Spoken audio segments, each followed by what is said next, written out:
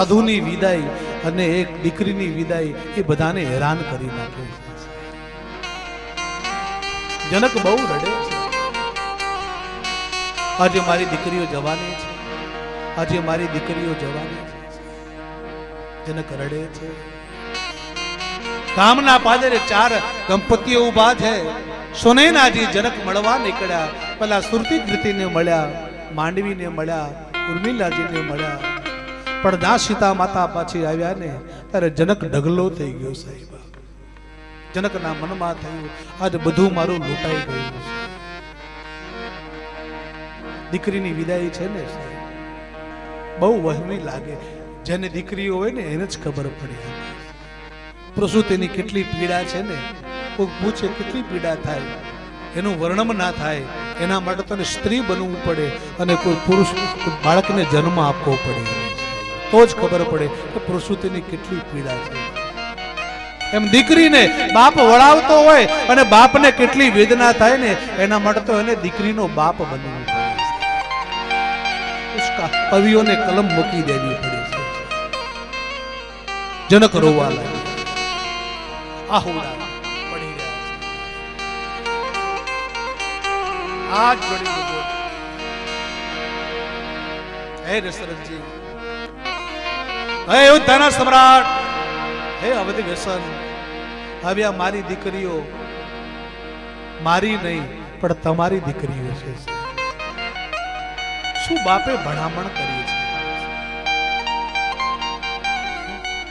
હરેકને કહું છું, સંતાનોને સંસ્કારોને થોડુંક સેવન કરજો. એના અંદર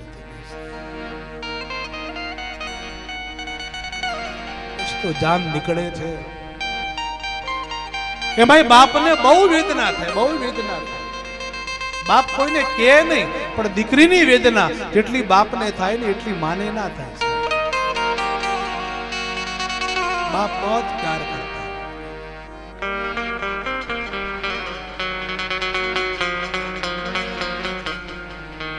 આમ તમે જોજો સાહેબ, આમાં જ્યારે કોઈ ભાઈ દીકરીને વળાવતો હોય ને, એની ઉંમર 45-50 વર્ષની હોય, પણ જ્યારે જાન માંડવામાંથી નીકળે અને ગામ ટપી અને થોડીક ગામના બહાર નીકળે ને, પછી તમે એના બાપના હામું જોજો દીકરીના, એની ઉંમર એ વખતે મને તમને 60 થી 65 લાગવા લાગે છે. એના ચહેરા ઉપરથી નૂર ઉતરી જાય બધું, અને એવું થાય બસ બધું લૂંટાઈ ગયું મારું. હવે દીકરી છે ને એ બાપને રમવાનું રમકડું છે. બારગામથી બાપ આવે ને પેલા દીકરી દોડતી આવે, જમી લો બાપા, જમી લો. દીકરીઓ ધ્યાન રાખે ને બાપનું, એટલા દીકરા ના રાખતા હોય. ભાગવતમાં એનું વર્ણન છે. 5 કુવા હતા, એક કુવો વચ્ચી, એ ઉભરાય, 4 કુવા ભરી નાખે, પણ 4 કુવા ઉભરાય, પછી મોટો કુવો એને ભરી ના શકે. ત્યારે ધર્મરાજાને પૂછ્યું અશ્વપાલે કે આનું આ શું છે? ત્યારે ભાગવતમાં એમ કહેવાય કે જ્યારે ધર્મરાજા બોલ્યા છે આ કળિયુગનું એદાણ છે, કેમ કે કળિયુગના અંદર 4 દીકરા બાપને હશે, બાપ કાળી મજૂરી કરશે, 4 દીકરોનું પૂરું કરી શકશે. પણ કળિયુગ આવે છે, કળિયુગના અંદર 4 દીકરાઓ ભેગા થઈ એક બાપનું પૂરું નહીં કરી શકે. રવિવારે તું લઈ જા, સોમવારે તું લઈ જા, મંગળવારે તું લઈ જા, બુધવારે એની વીંટણી થવાની છે. આ ભાગવતનું વર્ણન છે.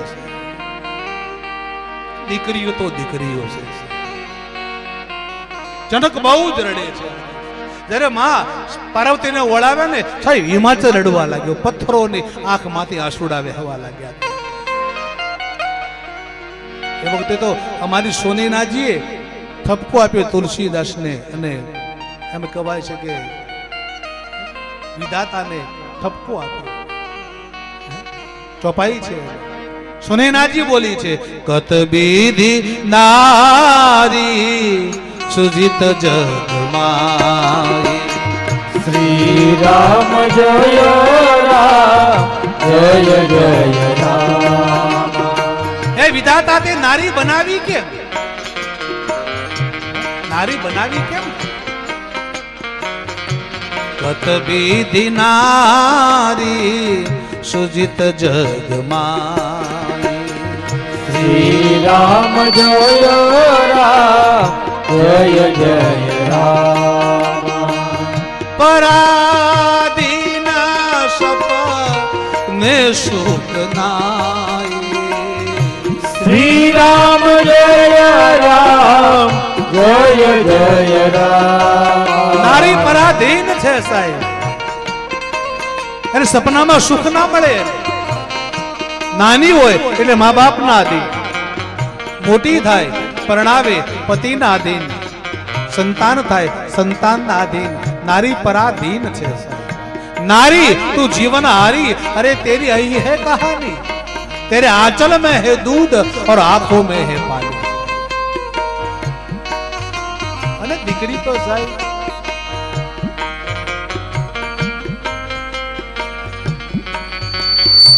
एम एक ना एक दीकरी होय ने बाप एने उछेरी અને મોટી કરતો હોય સાહેબ, એના મનમાં આ મારો દીકરો છે સાહેબ. અને પછી એને 21, 22, 25 વર્ષની કરી એ બાપ જ્યારે એનો હાથ સાહેબ બીજાના હાથમાં આપતો હોય ને ત્યારે શું થાય છે ને એ તો બાપને જ ખબર પડે છે.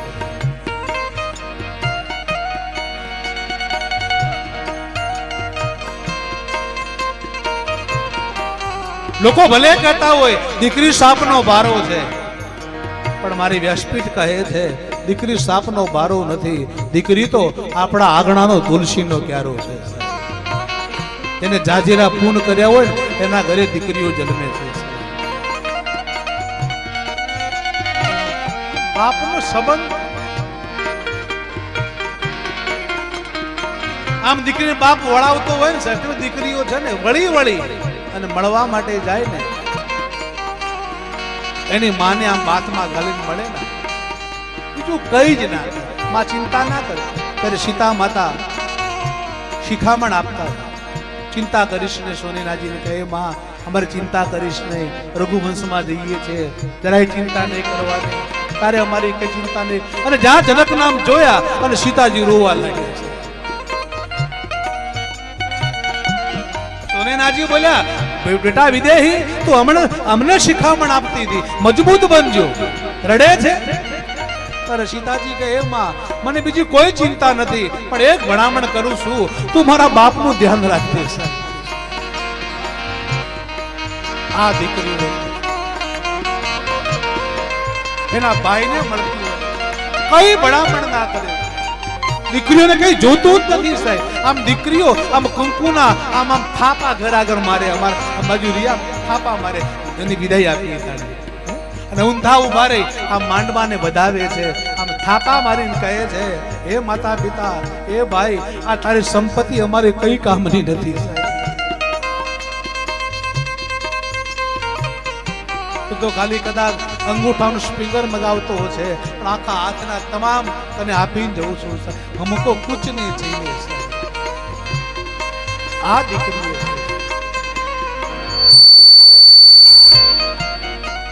અને બાપ માટે દીકરી એટલે સાહેબ ઔષધિ દવા કે કેમે તેવો બીમાર બાપ હોય અને જ્યારે એને ખબર પડે કે તારી દીકરી આવી છે ને, ઊભો મારો બાપ આવ્યો છે, બાપ ઊભો થઈ જાય. હું તો હરેકને પ્રાર્થના કરું આવા મને અવસરો મળે. આપણા ઘરમાં કોકની દીકરી આવે ને તો મારી છોકરાની વહુ નથી પણ મારી દીકરી છે, આવો ભાવ રાખજો તમે. તો આ તમારી કથાઓ સાંભળેલી માફક આવશે સાહેબ. મારી દીકરી છે, આવો કદાચ ભૂલ થઈ જાય ઉસકો ક્ષમા કર દો. એ કેટલું ત્યાગ કરીને આવે છે. માં, બાપ, ભાઈ, કુટુંબ, પરિવાર, અને કેવી આવીને ગોઠવાઈ જાય છે સાહેબ. દીકરી જેવો કોઈ ત્યાગી નહીં. બાપના ઘરે ઘણું હોય અને પરણાવીને મોકલો, પછી દીકરી પાછી બાપના ઘરે આવે, પછી બાપ એમ કહે બેટા બધું હમું છે ને તારાથી. તારી દીકરી એમ કહેતી હોય બાપા એક વાત કહું કે શું, તમારે તો એક જ મકાન છે પણ અમારા ઘરે તો 2 મકાન છે. આ દીકરીઓ તમારે તો ખાલી 5 વીઘા જમીન છે, અમારા ઘરે 10 વીઘા. કેટલો અમારું તમારું કેટલું કરી નાખે. નકર બાપના ઘરે હોય ને એટલે મારું મારું ચમચી ઉપર દીકરીનું નામ લખેલું ના હોય. કોઈના ઘરમાં ચમચી ઉપર નામ લખાવી દીકરીનું છે, પણ મારું મારું કરતી અને છોડી નીકળી જાય એટલે ફરી વળતું ક્યારે જોતી નથી. આ